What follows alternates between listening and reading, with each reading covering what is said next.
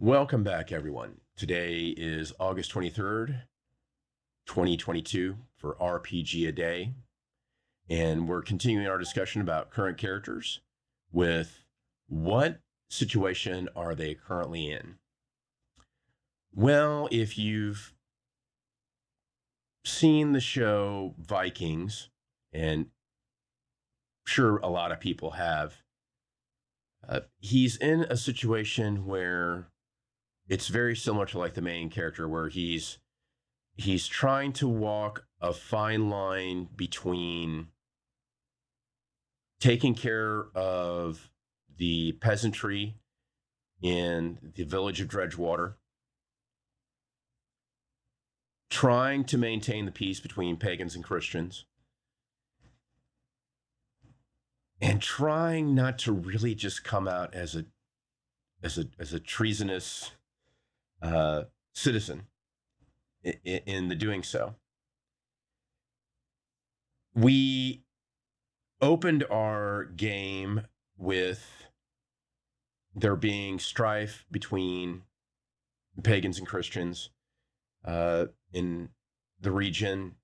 There is a kind of a famine going on. We're in winter, so food stores are pretty tough. And the peasantry, of course, is not faring very well. There were reports of people across the river resorting to cannibalism because of the strain. And Lord Washburn hasn't exactly been the most cogent or friendly of rulers, as we could assume that a lot of people may have been in that position during the Dark Ages, given these conditions. He seems a bit paranoid. He seems a bit overly aggressive in his rulership right now. You know, as they would say, you go on long enough, you turn into the villain, and tyrants die by the sword, and all that is kind of the general air we have. So Sylvester has kind of brokered this deal with the owner of the Blackleaf Inn, little nod there, to kind of help him out. And while he's out and about, you know, making his rounds outside of the palisade walls and outside Dredgewater and the surrounding region, that he'll try and gather what game he can, you know, try and come up with some kind of plan to help supply the Blackleaf Inn. This, of course, would be considered probably a treasonous activity, as the food stores are supposed to go towards Lord Washburn. So other characters are introduced. We have a situation where a group of characters were attacked by wolves. Sylvester was there, managed to take one of them back with me and start that process. So the treason against Lord Washburn has begun. And soon, the captain of the guard alerts me that there's been some activity out by roadside inn called the Washburn Arms, not very far from where Dredgewater is located, and they want me to go out there and check it out. So I gather up 2 apprentice scouts and bring my 2 faithful wolfhounds with me, and we go out to check this out. On our way there, we find a wagon kind of abandoned in the road, no horses, tracks leading off in the snow, and find a dead body of a mercenary of a neighboring lord who is not overly friendly towards Washburn. You know, the Dark Ages and all. It's not a very friendly time. And discover that the wagon contains food. So with no one around, we continue on to the Washburn Inn, or Washburn Arms, if I remember correctly. And there discover that it is empty. Though while we were there, we see torches coming our way. Cut back a little bit. I send one of my apprentices back to the town of Dredgewater to speak to John, the captain of the guard, specifically tell no one else, tell him what we found, and to bring men and horses to take the wagon back. Oh, and I also will. Rolf, I didn't, but the other apprentice, Marcus, while we're at the wagon, I tell him to take some food and I take some food too. Then we go to the inn, discover it's empty, torches coming our way, tell Marcus to stay at the top of the stairs and take cover, but don't do anything unless I do something first. I take cover behind the bar, and we hear people, two individuals come in. They have a conversation in a language I don't understand. It's a dialect I don't understand, but I do recognize it as Eilish, the kind of our version of Gaelic. And then somebody leaves. I kind of, as the innkeeper, Martin is making his way around with his torch and kind of arranging stuff. I kind of stand up in the darkness. He sees me. We have a conversation about who that was, find out that it's a druid, and ask him about the wagon, what's going on. He tells me that there's this plot between the druid and a large group of pagans, and Lord Mort, who is the neighboring lord to Washburn, whose wagon we found abandoned, which those stores were supposedly go to feed them. After talking with Martin and kind of like putting him under a little bit of the thumb screws, I agree with Martin to not say anything about his involvement, but he definitely understands that I'm going to have to say something. And since I was under orders to come back here and check it out, I was also told to bring him back to Dredgewater to make sure he's safe.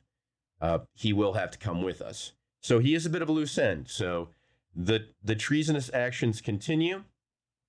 I do plan on talking to Lord Washburn, although I haven't truly determined the story I'm going to tell, because when we go back to the wagon, we wait, come to find out that another one of the characters, Vidar, and a group of peasants were on their way out. They were looking for me. They were also looking for pagans. They had come across Rolf, timid young kid that he is. He blabbed to them, and then he went back to the town. They catch up with us, but before the horses and John arrives, I tell the peasants, take some of the food for yourselves, but once we're done, we've got to put, hay back in the wagon and all this stuff. Try and make it look like it's not been tampered with. And then when John and the men and the horses get back, I'm planning on trying to talk to John first to find out where he's at in the grand scheme of things. And before we get to the wagon and John and all that happens, part of the conversation I had with Martin was that because of the tension that's going on with the pagans and the Christians and this kind of conversion persecution thing that's going on, the paranoia of Lord Washburn, I tell him that I know, God, I'm going to have a hard time pronouncing and remembering his name. Aelthel.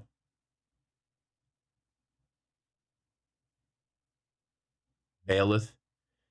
I think it's Aelith, if I remember correctly. I don't have my notes with me. I'm trying to do all this from memory. There's a priest that came from London. He is a much more understanding, more open-minded person than Falcone, who is the head of the clergy here in Dredgewater, and that I want him, or I'll introduce him to Aelith, and there needs to be some kind of meeting between Jarek the Druid and him to try and come to. So the treason continues. So then we go to the wagon, meet up with Vidar. Peasants take food. We make all this stuff look normal. Treason continues.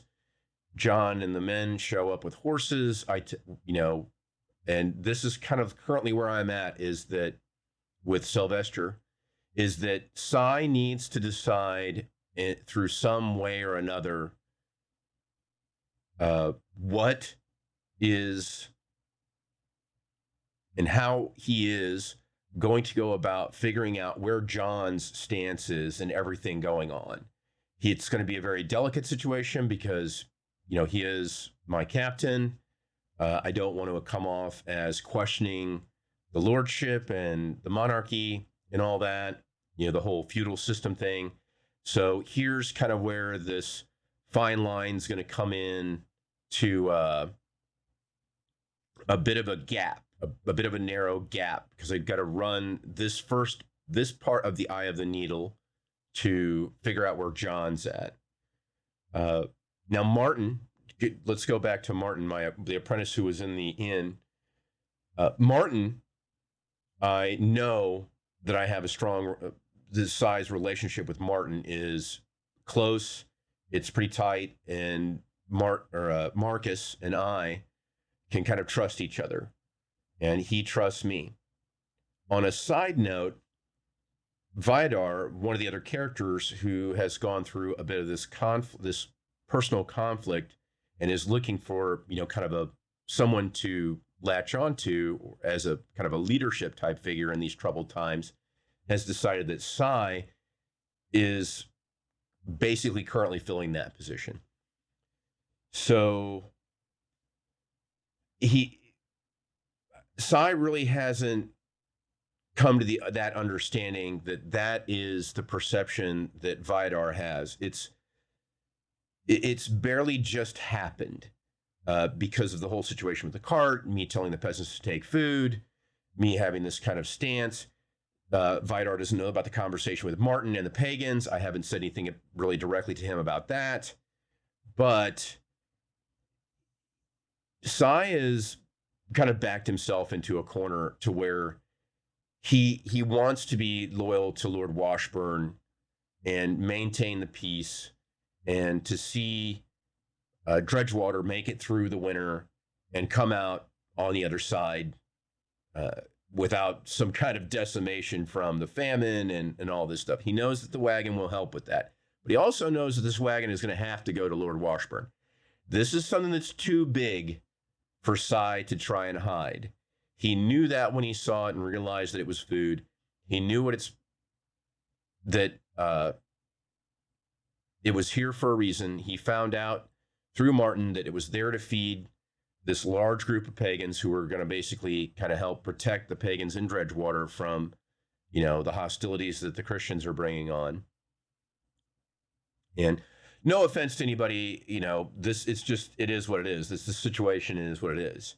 And this was kind of what was going on during the Dark Ages. And that's what we're playing through, this kind of the religious community situation between pagans and Christians during the Dark Ages, the heavy-handedness of what could be perceived as tyrannical and paranoid leadership by Lord Washburn, tough times all around.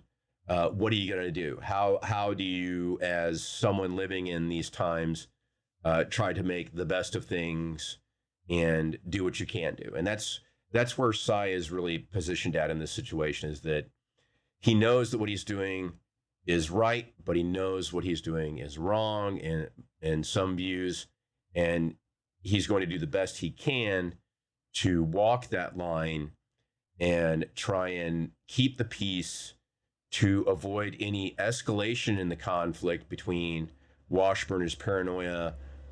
What Sai also understands was some cult-like activity that had taken place. And that is kind of bleeding over into what's being blamed on the pagans. And to try and quell this, for that level of activity to be rising, pardon me, and then to feed the peasantry, right?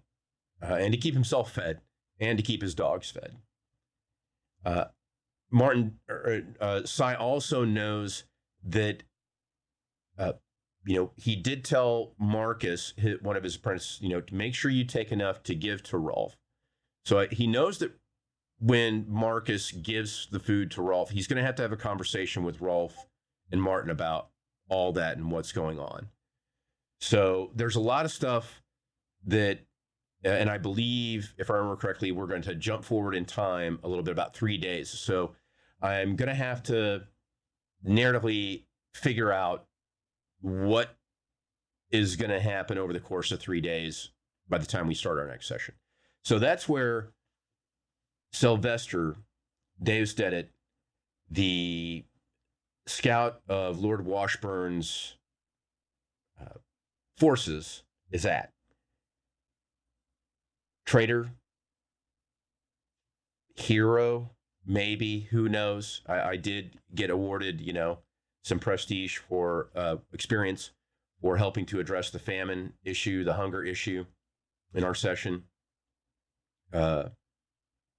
Loyal soldier to Washburn, but it's this gray moral area that he's trying to thread between possibly losing his life by being drawn and quartered as a traitor to Lord Washburn, or just manage to keep everything on the down low and make it through the winter, which is all Cy really wants to do. He just wants to get back to spring hunting season and traipsing around the woods and getting back to training his apprentices in a much better season. So there we go.